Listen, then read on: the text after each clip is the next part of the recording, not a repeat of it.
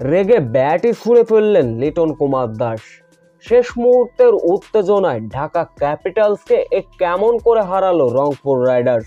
ঢাকার এমন হারে টিম মালিক শাকিব খান যা বললেন, বিস্তারিত জানতে ভিডিওটি না টেনে সম্পূর্ণ দেখার অনুরোধ রইল। বিপিএল এর উদ্বোধনী দিনের দ্বিতীয় ম্যাচটা নিঃসন্দেহে হাই ভোল্টেজ ম্যাচ।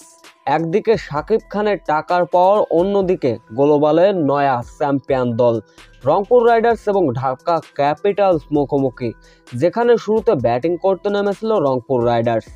দেশি সাইফ হাসান, পাকিস্তানের ইফতেখার আহমেদ, খুরশিদ শাহ, এই তিন ব্যাটারের 40 ঊর্ধ্ব ইনিংসে ভর করে ঢাকা ক্যাপিটালসকে 192 রানের মহা লক্ষ্য ছুড়ে দিয়েছিল রংপুর রাইডার্স।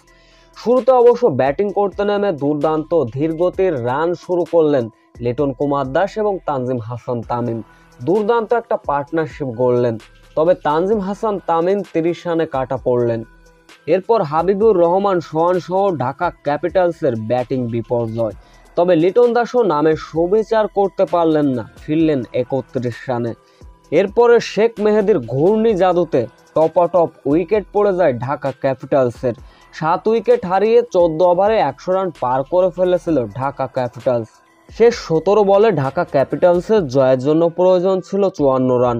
ব্যাটিংয়ে ছিলেন নাজমুল ইসলাম এবং মকিদুল ইসলাম। এই দুই ব্যাটার চেষ্টা করলেন, তবু চ্যাম্পিয়ন রংপুরের কাছে শেষ রক্ষা হয়নি ঢাকা ক্যাপিটালসের। এদিকে নিজের দল ঢাকার এমন হারে মোটেই খুশি হতে পারেননি টিম মালিক শাকিব খান। তিনি বলেন, আমাদের দলের সবাই চেষ্টা করেছেন জয়ের জন্য, তবে প্রথম ম্যাচ হেরেছি কোনো ব্যাপার না, পরের ম্যাচে আমার ঢাকা ঘুরে দাঁড়াবে এমনটাই আত্মবিশ্বাস টিম মালিক শাকিব খান।